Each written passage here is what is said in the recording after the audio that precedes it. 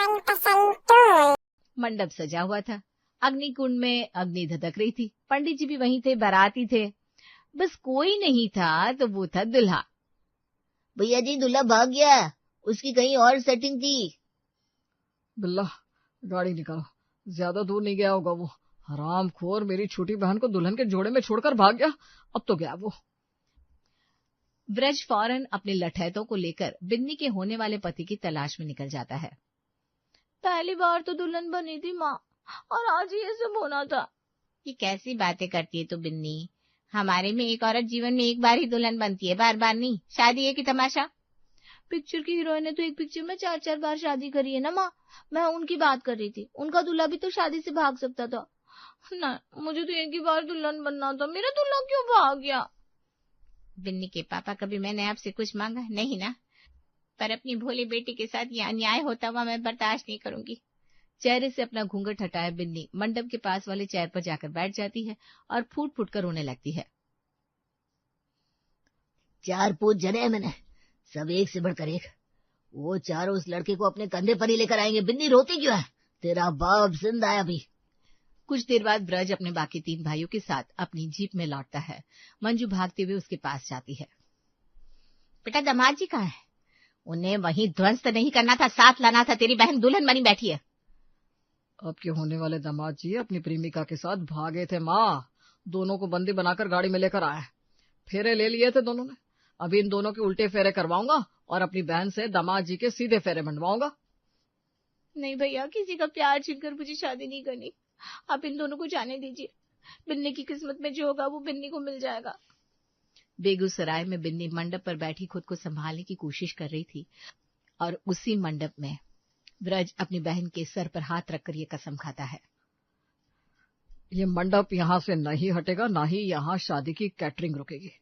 शादी तो मेरी बहन की अब इसी मंडप में होगी, और इसी जोड़े में 1 हफ्ते के अंदर अंदर बिन्नी को विदा करूंगा मैं। ये वादा है मेरा बहन तुझसे। हाँ मम्मी, बेगूसराय पहुंच गया मैं।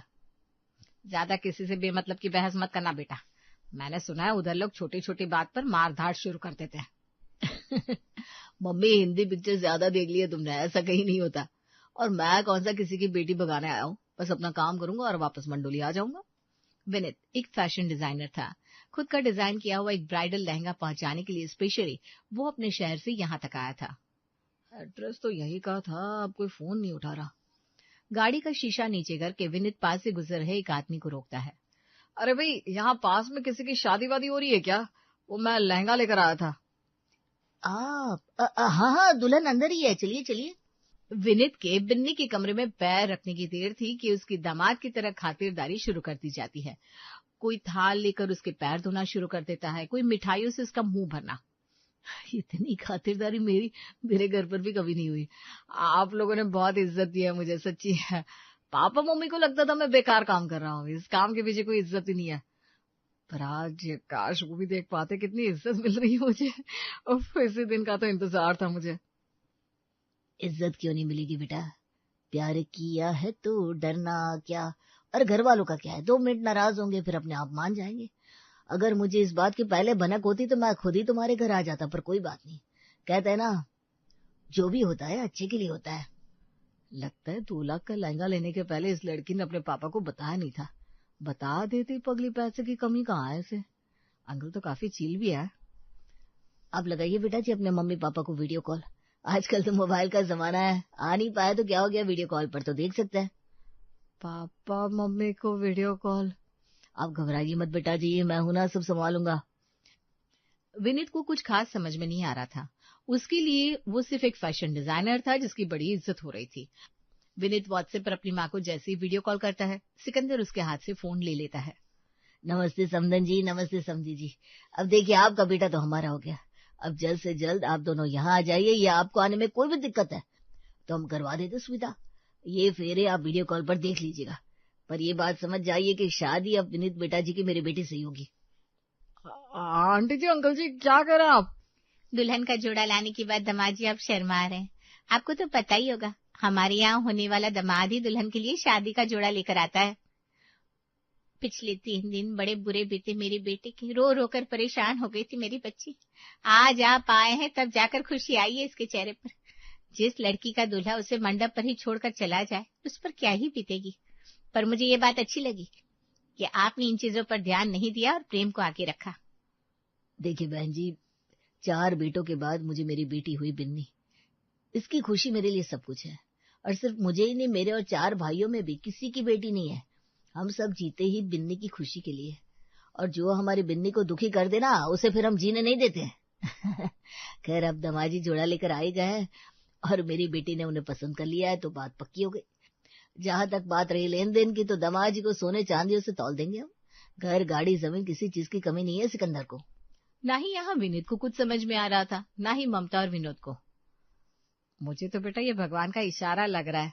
वैसे भी उम्र तो तेरी शादी की कब की हो चुकी थी, पर तुझे अपनी बेटी देता कौन? सेटल ही नहीं है तू। अरे फैशन डिजाइनर हूँ मम्मी मैं। मेरे डिजाइन किए हुए लहंगे के पीछे 1 करोड़पति बाप अपनी बेटी की शादी मेरे से करवाने पर आ गया, और आपको अब भी मेरी काबिलियत पर शक हो रहा है? वो तो पापा ने 10 लाख रुपए की मदद नहीं की मुझे, वरना मस्त शोरूम डालकर लहंगे पर लहंगे बेच रहा होता आपका बेटा। एक काम कर बेटा, तू जाकर मुझे ही बाजार में बेच दे और उठा ले 10 लाख रुपया। यहाँ इतनी बड़ी मुसीबत आन पड़ी है सर पर, और इसे 10 लाख रुपए की सूझ रही है। सुन लिया, तेरे बाप के पास खुद को बेचने के अलावा अब और कोई रास्ता नहीं बचा है। बस खाने पीने भर के पैसे आए हमारे पास बेटा, तेरे सपने पूरे करने की औकात नहीं है हमारी। पर सिकंदर भाई साहब की बेटे को भरे मंडप में उसका होने वाला पति छोड़कर चला गया। अब वो अपनी बेटी की शादी तुझसे करवाना चाह रहे, तो इसमें दिक्कत क्या है? अरे ये लहंगा मैं कहीं और देने आया था मम्मी, और गलती से यहाँ पहुंच गया हूँ। ये सब एक मिसअंडरस्टैंडिंग है बस। तेरे होने वाले ससुर जी को बोल दे कि जिस लड़की के यहाँ तुझे लहंगा पहुंचाना था उनके यहाँ वो पहुंचा देंगे। पैसे की कोई कमी तो है नहीं उनके पास, पर शादी तो अब तेरे बिन्नी बिटिया से ही होगी। और बिना देरी किए विनीत के पेरेंट्स ममता और विनोद ट्रेन पकड़कर बेगूसराय पहुंच जाते हैं और बड़ी धूमधाम से बिन्नी के परिवार वाले उसे विदा करते हैं। और विदा होकर बिन्नी मंडोल अपने ससुराल आ जाती है। ऐसे सर्कमस्टेंसेस में शादी हुई हमारी। I have never thought about this. क्या कहा आपने? जरा फिर से कहिए ना, बड़ा मीठा लगा सुनकर। कुछ नहीं, मैं बस बता रहा था what is going in my head. तुम बताओ, what were your dreams regarding marriage? Vineet अंग्रेजी में बोलता जा रहा था और बिन्नी अपने गालों पर हाथ रखकर उसकी अंग्रेजी से मंत्रमुग्ध हुई जा रही थी। कितनी अच्छी अंग्रेजी बोलते हैं आप। मेरे पूरे परिवार में किसी को अंग्रेजी नहीं आती। पापा जी को पता चलता उनका दामाद इतना पढ़ा लिखा है, तब तो वो हमें यहाँ गाड़ी से नहीं प्लेन से भेजते हैं। इसमें कोई बड़ी बात नहीं है बिन्नी, इंग्लिश का क्या है? आजकल तो लोग यूट्यूब से भी इंग्लिश सीख लेते हैं। पर मेरे लिए इतना आसान नहीं है, वो मैं पढ़ी लिखी ना हूं ना।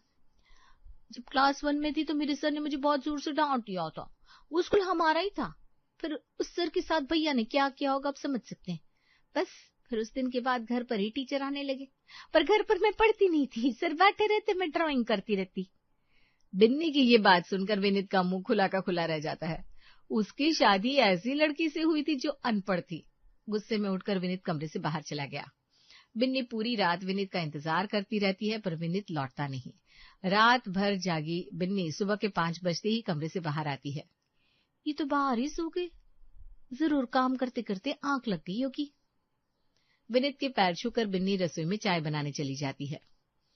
2 चम्मच चीनी में सबकी चाय बन जानी चाहिए, और चाय पत्ती भी 2 चम्मच डाल देती हूँ। 1 गिलास दूध में 2 चम्मच चाय पत्ती और 2 चम्मच चीनी डालकर कुछ देर गैस पर रखने के बाद बिन्नी उसे उतारकर बाहर ले आती है। माँ जी बाबूजी, अब दोनों के लिए चाय लेकर आई हूँ मैं। वैसे तो घर पर मैंने कभी कुछ बनाया नहीं था, पर आज मेरी पहली रसोई थी ना, तो बड़े प्यार से चाय बनाकर लाई हूँ मैं। अरे बहू बेटा, तुम्हें ये सब करने की क्या जरूरत थी? 10-20 दिन ना बिल्कुल रसोई के बारे में भूल जाओ, आराम करो, विनीत के साथ वक्त बिताओ। एक दूसरे को जानने का समय कहाँ मिल पाया तुम दोनों को। रसोई की रस्में तो बाद में भी हो जाएगी।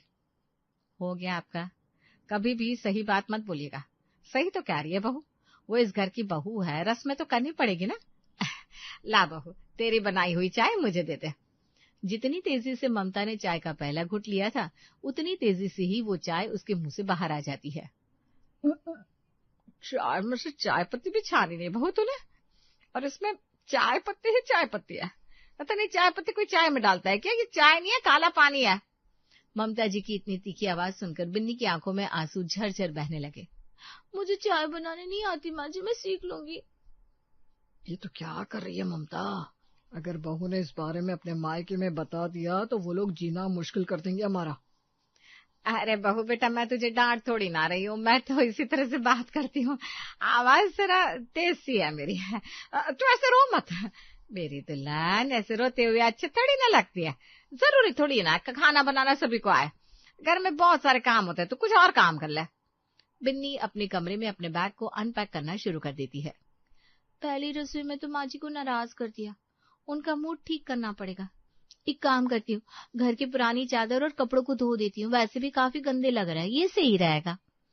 सभी कमरों से चादर, पर्दे और गंदे कपड़े निकालकर बिन्नी वॉशिंग मशीन में धोने डाल देती है, पर चलने की जगह वॉशिंग मशीन आवाज करनी शुरू कर देती है। ये क्या हो गया मुझसे, कहीं वॉशिंग मशीन खराब तो नहीं कर दिया, माँ जी बड़ी नाराज होंगी। मशीन की धड़धड़ की आवाज सुनकर सभी भागते हुए वॉशिंग मशीन के पास आते हैं। पूरे गांव के कपड़े एक साथ मशीन में डाल दोगे तो यही होगा ना? ऐसी आवाज आई, मुझे लगा पता नहीं क्या हो गया। नए डिजाइन पर काम कर रहा था, काम छोड़कर आना पड़ गया मुझे। देख लो मम्मी, अब मैं कमरे में जा रहा हूँ, अब बाहर से कोई शोर शराबा ना आए। हाँ हाँ विनीत, तू जा। और बहू तू इधर सुन, ये क्या कर दिया तूने, अपना शादी का जोड़ा चद्दरों के साथ मशीन में डाल दिया। अरे बहू तो समझ भी रही है, 2 लाख का लहंगा था वो। बताओ, जिस काम में हाथ लगाती है उसी का सत्यानाश कर देती है। ममता जी, बहू की आंखों में पानी आ रहा है, जरा चुप हो जाइए। बहू, तेरी सास के कहने का मतलब है शादी का लहंगा ना इससे नहीं धोते हैं, और ये तो तेरे पति ने तेरे लिए खुद तैयार किया था। मुझे ये काम नहीं आते बाबूजी, मैं तो बस अच्छी बहू बनने की कोशिश कर रही थी। सुबह चाय खराब बना दी, अभी मशीन खराब कर दी, मैंने मम्मी जी को भी दुखी कर दिया। अरे तो तू वो काम कर क्यों रही है बहू जो तुझे आता नहीं? घर के इतने काम होता है, जो काम तुझे आता है वो कल है। मुझे क्या पता मैं क्या कर सकती हूँ, मैं पहली बार बहू बनी हूँ ना माँ जी। टीवी सीरियल वाली बहुओं की तरह 8-10 साल का एक्सपीरियंस थोड़ी ना है मेरे पास। बहू बेटा, तुझे बहू बनने की प्रैक्टिस करने की कोई जरूरत नहीं है। तेरे मायके में कोई तो ऐसी चीज होगी जिसमें तेरा हाथ साफ होगा, जो तुझे बहुत पसंद होगी, उसी चीज में मन लगा ले बेटा। बिन्नी को पूरी दुनिया में एक ही काम आता था, ड्राइंग एंड स्केचिंग। बिन्नी अपने कमरे में जाती है, जहां विनीत एक के बाद एक पन्नों को फाड़ कर फेंक रहा था। पता नहीं क्या हो गया है, आज दिमाग ही काम नहीं कर रहा। पापा जी के पैसों पर मुझे कुछ नहीं करना। कस्टमर सिर्फ बड़ा शोरूम देख कर नहीं आएंगे। ये ब्लाउज आप गिरे हुए बाजू का क्यों बना रहे हैं? फुल बाजू का ब्लाउज बनाइए ना, कोट गला और नीचे लाल रंग का लहंगा, बहुत अच्छा लगेगा। आजकल लोग ना फिर से ओल्ड ट्रेडिशनल फॉलो करना चाह रहे हैं, रजवाड़ी लुक भी बुरा नहीं होगा। अगर सभी एक से ही कपड़े पहनने लगेंगे तो फिर शादी में अलग क्या रह जाएगा। मानो ट्रेंड एक चीज है, पर सुविधा पे तो देखेगा ना आदमी। एक तो इतने कड़ाके की ठंड, उसमें दुल्हन स्वेटर नहीं पहन सकती, तो कम से कम फुल बाजू का लहंगा हम उसके लिए बना ही सकते हैं। ओहो, तो अब तुम मुझे बताओगे कि मुझे कैसे क्या डिजाइन करना है। फैशन डिजाइनिंग का कोर्स किया है मैंने, ड्रेस डिजाइन करना जानता हूं मैं। सच कहूं तो जो लहंगा आप लेकर आए थे ना, उसकी भी बाजू की फिटिंग सही नहीं थी। आखिर में दूसरे ब्लाउज के साथ उस लहंगे को पहना मैंने, पता चल रहा था कि नहीं। क्या? बिल्कुल भी नहीं। वो तो अच्छा हुआ कि मुझे इन चीजों की समझ है, वरना सभी के सामने इंसल्ट हो जाती मेरी। ये सुन के विनीत जरा बिन्नी की पहनी साड़ी को गौर से देखता है। ये साड़ी कहाँ से ली तुमने? मैं भी क्या पूछ रहा हूँ, इतने बड़े खानदान की हो तुम, अपनी साड़ियां तो विदेश से ही मंगवाती होगी। संभव होता तो लोग चांद से उसकी चांदनी भी खरीद लेते, पर कुछ चीजें ना खरीदी नहीं जाती, उन्हें बनाया जाता है। मैं जो भी कपड़े पहनती हूँ वो सारे के सारे मेरे ही स्टाइल किए होते हैं। मैंने बताया था ना आपको, मेरे सर जब मुझे पढ़ाने आते थे मैं उन्हें अलग बिठाकर खुद ड्राइंग करने लगती थी। सर ने नोटिस किया कि मैं रंगों में अच्छी हूँ, फिर वो खुद के साथ क्लास में अपनी बीवी को भी लाने लगे जो टेलर थी। मैं उनको डिजाइन बताती और वो सी देती। कपड़े इतने सुंदर सुंदर बनने लगे कि आंटी जी को भी कॉन्फिडेंस आ गया। फिर पापा ने उन्हें हमारे यहाँ सभी के कपड़े बनाने के लिए रख लिया। मैं ही सभी के कपड़े डिजाइन करती थी। मेरी साड़ी के ऊपर जो कलाकारी दिख रही है ना, ये नकली नहीं है, मैंने हाथ से बनाई है। हाँ ठीक है, मान लिया तुम्हें डिजाइन की समझ है, पर मेरे कस्टमर सिर्फ एक शहर के नहीं होंगे, मुझे पूरी इंडिया में फेमस होना है। विनीत को साइड कर बिन्नी उसके हाथ से ड्राइंग कॉपी लेकर खुद लहंगे का डिजाइन बनाने लगती है, जिसे देखकर विनीत हैरान हो जाता है। हर आदमी हर काम में एक्सपर्ट तो नहीं हो सकता। मैं इस काम में अच्छी हूँ, मेरी बात मानिए, 2 कारीगर बुलवाया है, मेरे डिजाइन किए हुए लहंगे को सिलवा लीजिए। अगर ये नहीं बिके तो जिम्मेदारी मेरी, उन्हें मैं मेरे मायके में भिजवा दूंगी। इस गवार को लगता है कि ये मुझे कंपटीशन दे देगी। विनीत को अपनी बीवी के टैलेंट पर भरोसा नहीं था, पर जैसे वो उसके डिजाइन किए हुए लहंगे को अपने शोरूम में लगाता है, पहले ही दिन स्टॉक आउट। मुझे माफ कर दो बिन्नी, मेरे पास जो कुछ भी है तुम्हारे ही कारण है। उसके बाद भी मैं तुम्हें गवार समझ रहा था। गवार तो यहाँ मैं हूँ, जो एक सही ड्रेस तक नहीं ढूंढ सका, जिसने अपनी बीवी की कदर नहीं की, उस बीवी की जो इतनी टैलेंटेड है। ये शोरूम तुम्हारा है और ये घर भी। प्लीज मुझे अपने अंडर काम पर रख लीजिए ना मैडम। विनीत बिन्नी को पूरे मन से अपना लेता है और दोनों की जिंदगी खुशहाल हो जाती है।